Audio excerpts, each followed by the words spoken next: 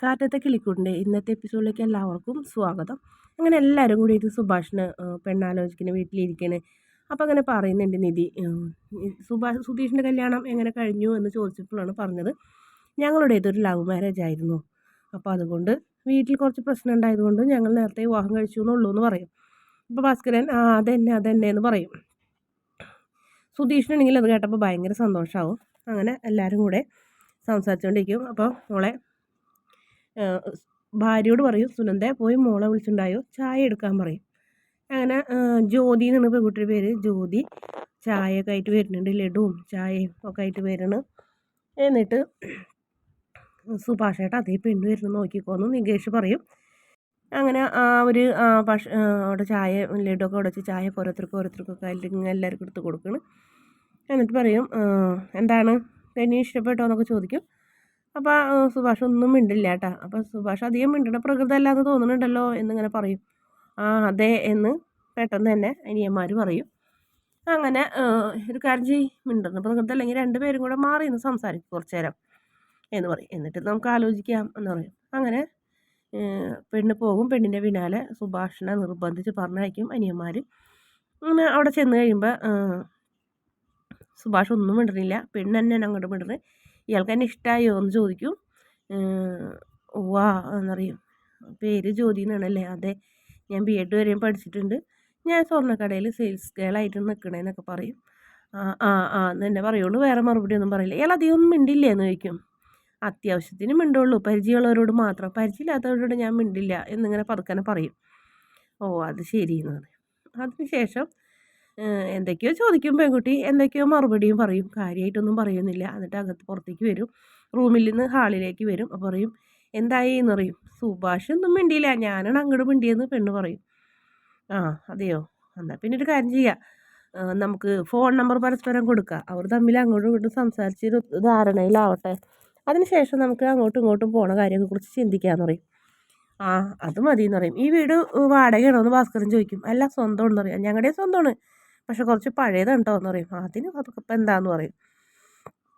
അപ്പം അമ്മാവൻ പറയുന്നുണ്ട്, അധികം സംസാരിക്കാത്ത ഭർത്താക്കന്മാരാണെങ്കിലും കുഴപ്പമൊന്നുമില്ല, ജീവിതം സക്സസ് ആണെന്ന് പറയും. വഴക്കുണ്ടാവില്ലല്ലോ എന്ന് പറയും. അങ്ങനെ അവരെല്ലാവരും ചിരിക്കും. അപ്പോൾ നമ്മുടെ ഭാസ്കരന് ലഡു എടുത്ത് കഴിക്കാൻ പോകുമ്പോൾ നിധി ചീത്ത പറഞ്ഞ് അവിടെ വയ്ക്കും. അച്ഛാ അവിടെ വയ്ക്കുകയെന്ന് പറയും. അത് എനിക്ക് ഷുഗർ ഉണ്ട്, അത് കാരണം കൊണ്ട് വരുമ്പോൾ ഭക്ഷണം ലഡു തിന്നാൻ സമ്മതിക്കില്ല എന്നും പറഞ്ഞ് ഭാസ്കരൻ അവിടെ വയ്ക്കും. അത് പിന്നീട് നികേഷും എന്തോ തമാശ പറയും. അപ്പോൾ ഒരു അച്ചപ്പെടുത്തും കഴിഞ്ഞിട്ട് നമ്മുടെ സുധീഷ് നികേഷിൻ്റെ വായിൽ കുത്തി കയറ്റി കൊടുക്കും, മിണ്ടാണ്ടിരിക്കുന്നു പറഞ്ഞിട്ട്. അങ്ങനെ അവരെല്ലാവരും കൂടെ ഒരു ധാരണയിലെത്തി. പെണ്ണും ചെക്കനും സംസാരിച്ച് ഫോണിലൂടെ സംസാരിച്ച് മാനസികമായ ഒരു അടുപ്പുണ്ടായതിന് ശേഷം വേണമെങ്കിൽ കല്യാണം ഉറപ്പിക്കാം എന്നുള്ളൊരു തീരുമാനത്തിലേക്ക് എത്തുന്നു. അങ്ങനെ സമ്മതിച്ച് അവർ തിരിച്ചു പോരും. പിന്നെ കാണിക്കുന്നത്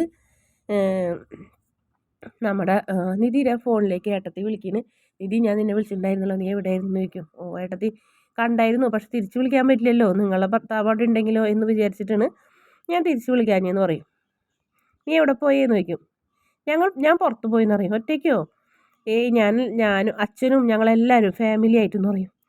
അച്ഛനും ഫാമിലിയോ? നീ എന്തൊക്കെ നിധി പറയണത്? നിൻ്റെ അച്ഛനാണോ നിൻ്റെ ഫാമിലിയാണോ എന്ന് ചോദിക്കും.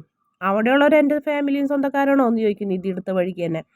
എന്താ അതിനൊരു മറുപടി ഇല്ലേന്ന് ചോദിക്കും. നിധി, നിന്നോട് ഇപ്പോൾ ഇഷ്ടക്കുറവാണെങ്കിലും ഇത് നിൻ്റെ വീടാണ്, അത് നിൻ്റെ വീടല്ല, നീ എന്തിനാ പോയെന്ന് പറയുന്നു പറഞ്ഞപ്പോൾ സുഭാഷേട്ടനൊരു പെൺകുട്ടിയെ കാണാൻ വേണ്ടി പോയാണെന്ന് പറയും. നീയും കൂടി പോയോ? അതെ, ഈ വീട്ടിലൊരു പെണ്ണ് വാഴില്ല എന്ന് പറഞ്ഞു സുഭാഷേട്ടനൊരു ജീവിതം ഇല്ലാണ്ടിരിക്കുകയായിരുന്നു. ഇനിയിപ്പോൾ ഞാൻ വന്നില്ലേ, ഇനി ഞാൻ ഉണ്ടല്ലോ ഒരു പെണ്ണായിട്ട്, അതുകൊണ്ട് തന്നെ സുഭാഷേട്ടൻ ഒരു പെൺകുട്ടീനെ കണ്ടെത്തി കൊടുക്കേണ്ടത് എൻ്റെ ചുമതലയെന്ന് പറയും. എനിക്കൊരാപത്ത് വന്നപ്പോൾ എൻ്റെ ഒപ്പം കൂടെ നിന്നവരാണ് ഈ കുടുംബം. അപ്പോൾ ഇവർക്കൊരു ആപത്ത് വരുമ്പോൾ അല്ലെങ്കിൽ ഇവരെ സഹായിക്കേണ്ടത് എൻ്റെ കടമയെന്ന് പറയും. ഏട്ടത്തിക്ക് അതൊന്നും പറഞ്ഞാൽ മനസ്സിലാവില്ല എന്ന് പറയും. സുഭാഷ് എന്ന് പറഞ്ഞത് സുധീഷിൻ്റെ ചേട്ടൻ എന്ന് പറയും.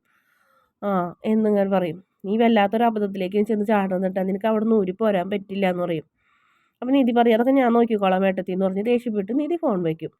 അതിനുശേഷം പിന്നെ ഹാളിൽ ഇരുന്ന് എല്ലാവരും കൂടെ ഭക്ഷണം കഴിക്കുന്നത്. അപ്പം നിധിക്ക് ഒരുത്തിരും കൂടെ ഭക്ഷണം എടുത്ത് കൊടുക്കണം. സുഭാഷ് മതി ഏട്ടാന്ന് പറയും. എന്താ മോളെ, നിങ്ങളല്ലേ പറഞ്ഞത് പുറത്തുനിന്ന് ഭക്ഷണം മേടിക്കണമെന്ന്, എന്നിട്ട് ഇപ്പോൾ ചിക്കനും പൊറോട്ടയൊക്കെ മേടിച്ചിട്ട് മതിയെന്നോ എന്ന് പറയും.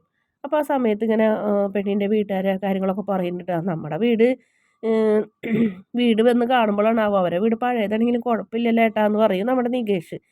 അപ്പോൾ നമ്മൾ പറയും ഓ നമ്മുടെ വീടിനെക്കുറിച്ച് സുധീഷിനോട് ചോദിക്കുകയാണെങ്കിൽ സുധീഷ് കറക്റ്റായിട്ട് പറഞ്ഞു കൊടുത്തേനേന്ന് നമ്മുടെ നിധി പറയും. ഇതൊരു അതിപുരാതനമായൊരു വീടാണ്, പൊളിക്കാൻ പറ്റില്ല, അതുകൊണ്ട് തന്നെ എങ്ങനെ ഇട്ടേക്കണമെന്ന് പറയുന്നു പറഞ്ഞപ്പോൾ അവരെല്ലാവരും ഭയങ്കരമായിട്ട് ചിരിക്കും. അപ്പോൾ സുധീഷ് പറയും അത് ശരി നിങ്ങളെല്ലാവരും കൂടെ എന്നെ ട്രോളണല്ലേ എന്ന് ചോദിച്ചു കഴിഞ്ഞിട്ട് സുധീഷ് ആകെ ചമ്മും. ഭാസ്കരൻ അതൊക്കെ കേട്ട് അവിടെ വരാന്തയിൽ ഇരുന്ന് കഴിഞ്ഞിട്ട് ഭാസ്കരനും ഭക്ഷണം കഴിക്കുന്നുണ്ടാവും. അപ്പോൾ നമ്മുടെ സുധീഷിൻ്റെ നമ്മുടെ സുഭാഷിൻ്റെ ഫോൺ ബെല്ലടിക്കും. ഏട്ടാ ഇതൊരു പുതിയ നമ്പറാണല്ലോ എന്ന് പറയും. ഇത് ചിലപ്പോൾ ജ്യോതിയായിരിക്കും, ഞാൻ സുഭാഷിൻ്റെ നമ്പർ ഇട്ട് കൊടുത്തിട്ടുണ്ടായിരുന്നു എന്ന് പറയും. ആണോ എന്ന് പറയും. അപ്പോൾ ഫോൺ എടുക്കാൻ പറയും. അങ്ങനെ അവരെടുത്ത് വെച്ച് ഫോൺ എടുക്കും. ഹലോ ഹലോ ഞാൻ ജ്യോതി എന്ന് പറയും. ആ എന്ന് പറയും. പിന്നെ ഒന്നും മിണ്ടില്ല. ഹലോ ലൈനിലില്ലേ എന്ന് വെച്ചാൽ ഉണ്ട് എന്ന് പറയും. ഞാൻ സുഭാഷാണെന്ന് പറയും. അത് പിന്നെ എനിക്ക് അറിഞ്ഞൂടെ സുഭാഷിൻ്റെ ഫോണിലേക്ക് വിളിച്ച സുഭാഷ് എന്നുള്ള കാര്യം എന്ന് പറയും. അത് പിന്നെ എന്ന് പറയും. അപ്പോഴത്തേനും അനിയന്മാർ പറയും ഏട്ടാ പുറത്ത് പോയി സംസാരിക്കും, പുറത്ത് പോകുമെന്ന് പറയും. അങ്ങനെ സുഭാഷ് ഫോൺ കൊണ്ട് പുറത്തേക്ക് പോകും. കൈ കഴുകണ്. അപ്പോൾ കൈ കഴുകി വീണ്ടും സംസാരിക്കണ ഓരോന്ന്.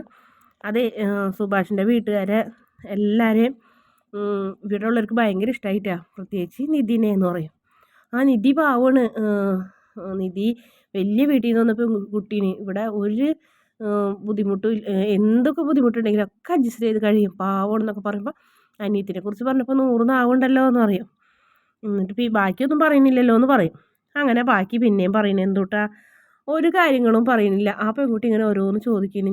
എനിക്ക് സ്വീറ്റ്സ് ഭയങ്കര ഇഷ്ടമാണ്, ഞാൻ സ്വീറ്റ്സ് അധികം കഴിച്ചാൽ വണ്ണം വയ്ക്കുന്നു പറഞ്ഞിട്ട് അമ്മയോട് മേടിച്ചേക്കില്ല, അപ്പം നിങ്ങൾ വന്നതുകൊണ്ട് ഇന്നിവിടെ സ്വീറ്റ്സൊക്കെ ഉണ്ടെന്നൊക്കെ പറഞ്ഞ് അത് ഇങ്ങനെ ഓരോന്ന് പറയുന്ന പെൺകുട്ടി. അപ്പോൾ ആന്ന് മാത്രം കൂടി കേൾക്കും. ഇതെന്തൊന്നും പറയാത്തത്, ഒന്നും പറയില്ലല്ലോ, എന്നെ ഇഷ്ടമായില്ലേന്ന് ചോദിക്കും. എന്നെ കാണാൻ കൊള്ളില്ലേന്ന് ചോദിക്കും. ആ കാണാനൊന്നും കുഴപ്പമില്ല എന്ന് പറയും. പിന്നെ എന്താ ഒന്നും മിണ്ടാത്തത് എന്ന് ചോദിക്കും. ഇയാൾ എന്നോട് എന്തെങ്കിലും ചോദിക്കുക, അപ്പം ഞാൻ മറുപടി പറയാമെന്ന് പറയും. ആണോ ആ ശരി എന്ന് പറയും. എന്നാൽ പിന്നെ വേറെ എന്തെങ്കിലും പറയുമെന്ന് പറയും. എനിക്ക് പാചകം ഭയങ്കര ഇഷ്ടമാണെന്ന് പറയും. പാചകമോ എന്ന് ചോദിക്കും. അപ്പോൾ ആ പെണ്ണ് അന്തം വിട്ടു പോവാ. ഇവിടെ അനിയന്മാർക്കൊക്കെ എല്ലാം ഞാനാണ് വെച്ച് വിളമ്പി കൊടുക്കണം, എല്ലാ കാര്യങ്ങളും ഞാൻ തന്നെ ചെയ്യണം, അതാണ് എനിക്കിഷ്ടം എന്ന് പറയും. അപ്പോൾ ആ പെൺകുട്ടിയുടെ മുഖം ഇങ്ങനെ മങ്ങുന്നുണ്ട്. അപ്പോൾ അതിന് ശേഷം പറയും പിന്നെ ഞാൻ ഓരോരുത്തർക്കും ഓരോന്ന് ഇഷ്ടമാണ്, എനിക്കിഷ്ടം ഇടിയപ്പമാണ്, ഹരീഷിന് ഇഷ്ടം ഇന്നത്, സുധീഷിന് ഇഷ്ടം, അങ്ങനെ ഓരോരുത്തരും ഇഷ്ടം ഓരോന്നും ഇങ്ങനെ പറഞ്ഞുകൊണ്ടിരിക്കും. അവരൊന്നും സഹായിക്കുന്നില്ല കേട്ടോ, അവർക്കൊക്കെ ഭയങ്കര മടീന്. നിധി വന്നതിന് ശേഷമാണ് അവർ ഇത്തിരിയൊക്കെ സഹായിച്ചു തുടങ്ങിയത്. നിധി പച്ചക്കറി അരിയാനും മറ്റുള്ള കാര്യങ്ങൾക്കൊക്കെ എന്നെ സഹായിക്കൂട്ടോ എന്നൊക്കെ പറയും. അപ്പോൾ ഈ പെൺകുട്ടിനെ കുറിച്ചോ ഭാവിനെ കുറിച്ചോ കല്യാണത്തിനെ കുറിച്ചോ ഒന്നും പറയാണ്ട് അടുക്കള കാര്യങ്ങൾ മാത്രം പറയുന്നു. അപ്പോൾ ഭാസ്കരന് മനസ്സിലായി ഇത് കൊളാവുന്ന ലക്ഷണമെന്ന്. ഭാസ്കരനകത്ത് നിന്നിട്ട് ചോദിക്കും ആരടാ അവന് ഫോൺ കൊടുത്ത് സംസാരിക്കാന്ന് പറയും. എന്നതിപ്പോൾ കൊളായിക്കോളും ഈ ബന്ധം എന്ന് പറയും. എന്താ അങ്ങനെ പറയണേന്ന് ചോദിക്കും. ചെന്ന് നോക്ക് അവൻ സംസാരിക്കണേന്ന് പറയും.